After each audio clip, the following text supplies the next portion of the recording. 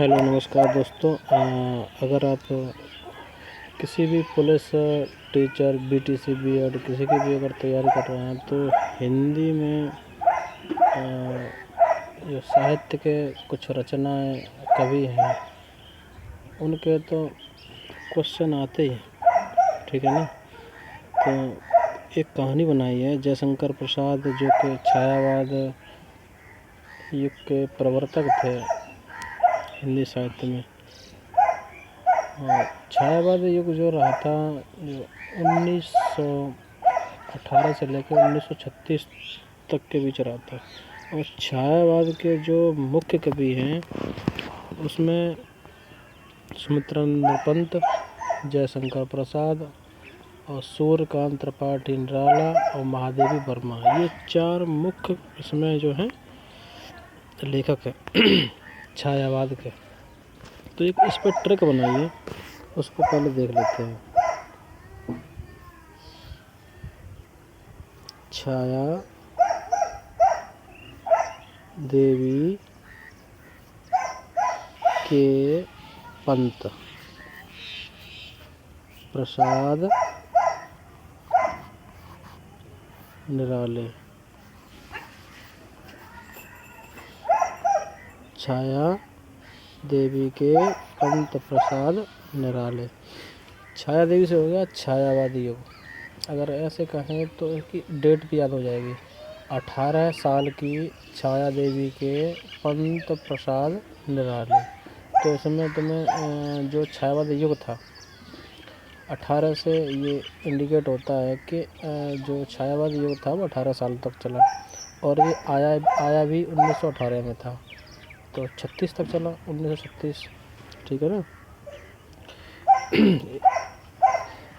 उसमें छायावाद युग हो गया, देवी से हो गया महादेवी वर्मा। देवी से क्या हुआ, देवी से तुम्हें यहाँ पर रिलेट करेंगे महादेवी वर्मा। और जो सुमित्रानंद पंत हैं वो पंत से रिलेट होंगे, जयशंकर प्रसाद से। और रामधारी जो है सूर्यकांत त्रिपाठी निराला, तो इनको हम इससे निराला से इंडिकेट करेंगे, ठीक है ना। तो ये चारों कवि तुम्हें आसानी से याद हो जाएगा। तो एक दो बार इसका रिवीजन करना है। 18 साल की छाया देवी के पंत प्रसाद निराले। तो 18 साल जो या 1918 में जो आया था छायावादी युग, और 18 साल तक रहा 1936 तक। चार कवि थे, महादेवी, जयशंकर प्रसाद, सुमित्रानंद पंत, सूर्यकांत त्रिपाठी निराला। याद हो गए होंगे शायद, एक दो बार और रिवीजन करोगे तो याद हो जाएंगे। उसके बाद आज हम इसमें देखेंगे जयशंकर प्रसाद की कुछ कविता, ठीक है ना। तो शुरू करते हैं। शंकर एक कहानी है, उसको एक दो बार रिपीट करना और सुनना, और एक किसी कॉपी पे इसको एक बार लिख लेना, ठीक है। शंकर केवल पथिक ही नहीं बल्कि प्रेम पथिक थे। शंकर जो थे, शंकर मीन्स जयशंकर प्रसाद, केवल पथिक ही नहीं एक प्रेम पथिक थे। प्रेम पथिक क्यों कह दिया इनको, क्योंकि जी अपनी जो उर्वशी थी, शंकर है तो इनकी पार्वती होगी, यहाँ पे इरावती है, इसका नाम रख दिया। तो जो अपनी जो पत्नी थी जिसका नाम था इरावती, से मिलने के लिए वाराणसी इनका था जन्म। इनका जन्म हुआ था वाराणसी में।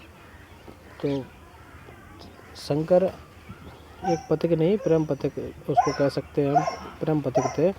और क्योंकि वो अपनी जो उर्वशी इरावती थी उसे मिलने के लिए वाराणसी से इंद्रप्रस्थ कहाँ जाते थे, इंद्रप्रस्थ चले जाते थे। एक दिन क्या हुआ, इन्हें रास्ते में एक कमीनी टाइप के, हो जानते हो ना, कमीनी टाइप के लोग होते हैं कुछ इधर उधर।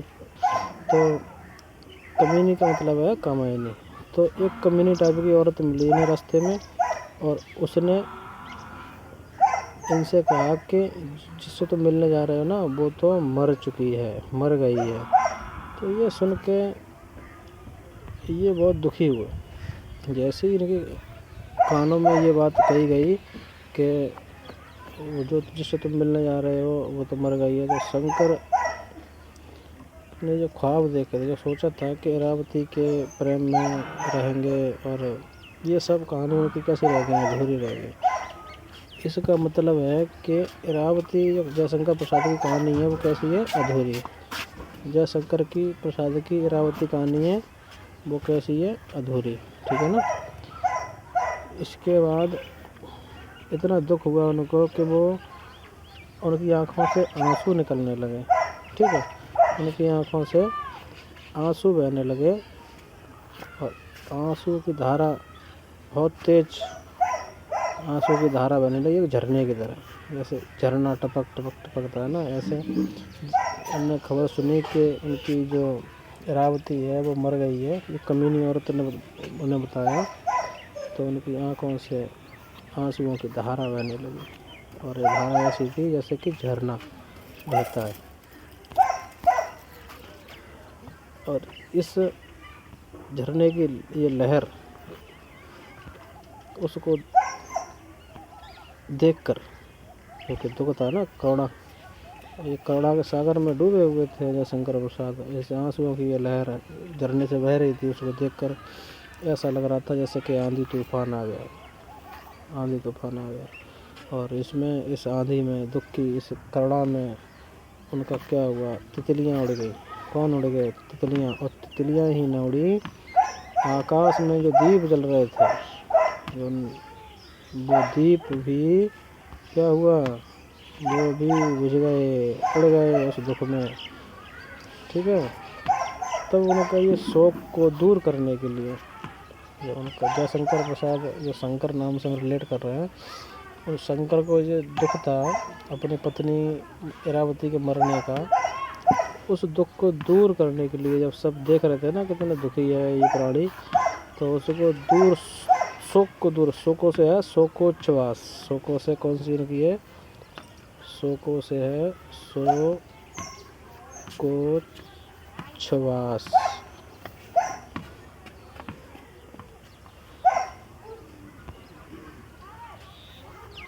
शोकोच्छ्वास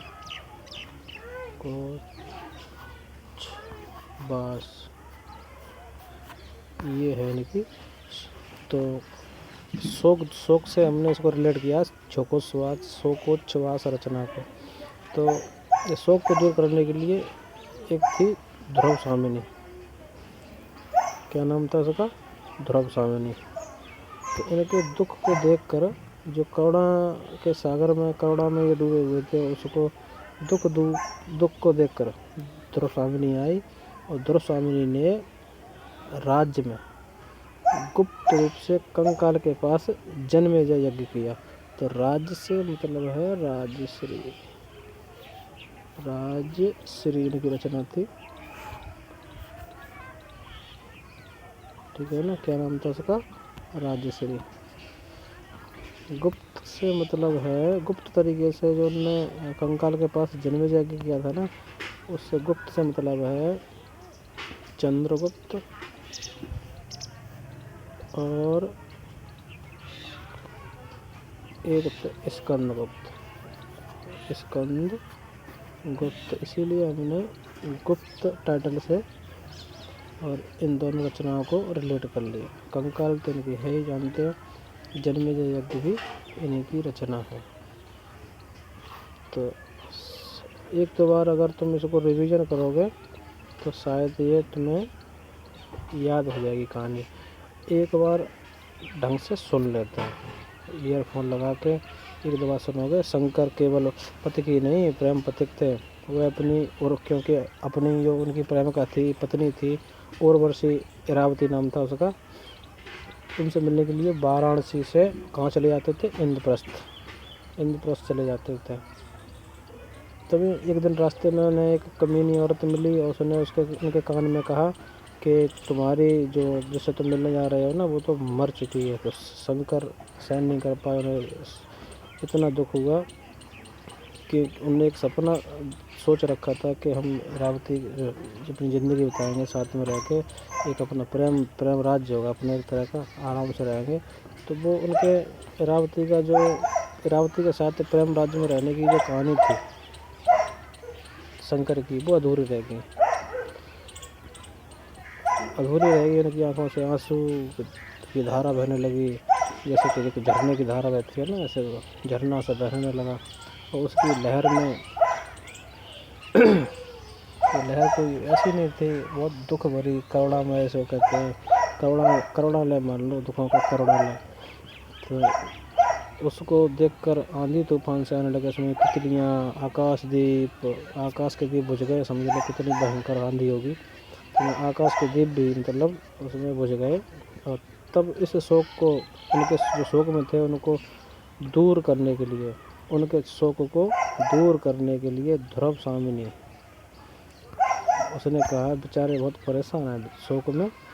तो ध्रुव स्वामिनी ने उनके राज्य में गुप्त रूप से कंकाल जो पड़ा था, जो मैडम मर गई थी ना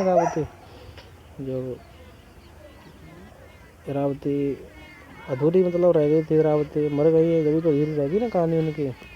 तो उनका जो कंकाल था उसके पास गुप्त रूप से जो ध्रुव स्वामिनी थी उसने जन्मेजय यज्ञ कर दिया।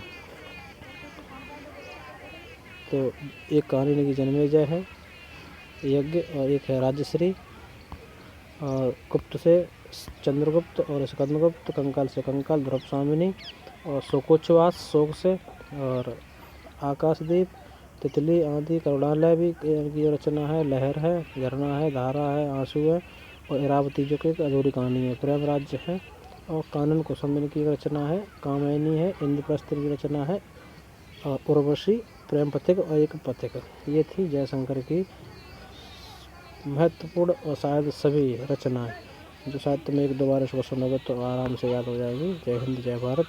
और ऐसी ही वीडियो हिंदी की टॉप ट्रैक से आते रहेंगे, बस अब साथ दीजिए और थोड़ा सहयोग कीजिए चैनल को आगे बढ़ाने में।